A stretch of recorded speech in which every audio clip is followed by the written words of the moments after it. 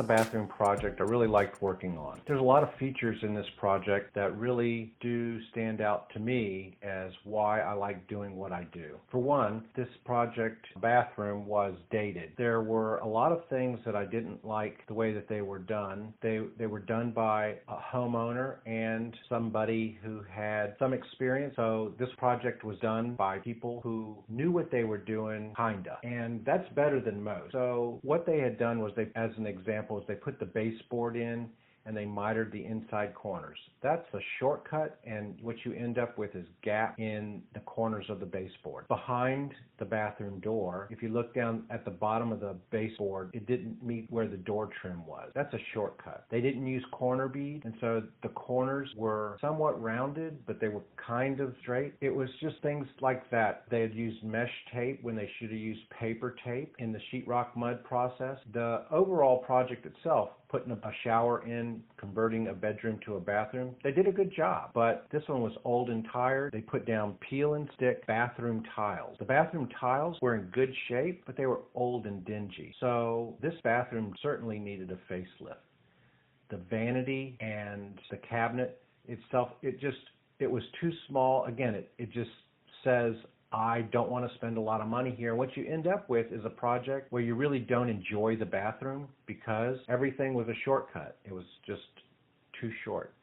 There are some other safety issues I wanted to bring up, which was the outlet that next to the vanity sink, it needed to be a GFCI. So we're going to change that one too. So here we are, fixed many of the imperfections. So some of the sheetrocks had huge bumps in it, so I had to make really big, wide, flat, spread those out, and made an attic access, put in a new exhaust fan with a light. Just fixed all the little wonky corners inside and out. And now I'm starting to put a primer on everything. I'm still waiting for the shower. Once the shower comes, then I can put in the wall and build that in. Okay, so we had to straighten out the sheetrock. We wanted to enlarge the shower size. But before we could do any of that, we had to take out some framing and then straighten out all of the sheetrock pops and where the tape had come loose, where the mesh tape had come loose. The bathroom exhaust fan, we needed to change that. The exhaust fan tube was completely filled with bird nests all the way. It was like a 4 foot of just a bird nest packing. So we had to clear all that out. And then the scuttle hole was just a piece of sheetrock. We made that so that it looked nice and clean and neat and trimmed that out so that you still have access. So we changed out the toilet, we changed out the vanity, we changed out the shower. We're going to put down new flooring. We're going to clean up some of this stuff. Now this is an old farmhouse and it's upstairs, and so everything is curved. The rafters, the roof, the floor, it's got a tilt to it. Everything has, so it's not just straight lines. So we're going to try and straighten out some of it without really going too far. So after we straightened everything out, all the sheetrock, we put a coat of good primer on, and then we painted the ceiling white instead of just one color, painted the walls a nice light blue, and then we installed a new remodeling shower. That was a pretty easy project. While we were there, we put in a new shower valve, and we cleaned everything up quite a bit. Put the trim package on the light exhaust vent, got that all clean. We did change out and replace all the baseboard so that it matched. It was two different kinds of baseboard.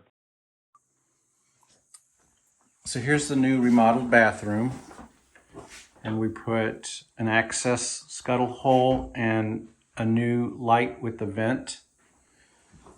We increased the size of the shower.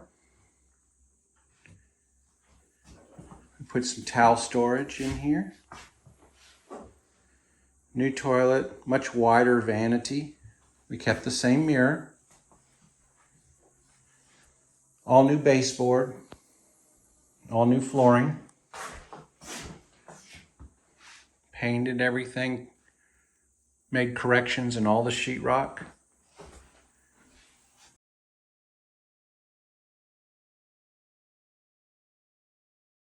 There you go.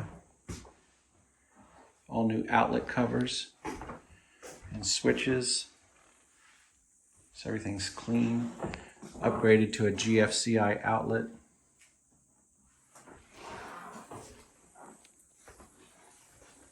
Then once we put everything back, nice, clean, fresh, luxury vinyl blanks, so we put those down, make those are waterproof.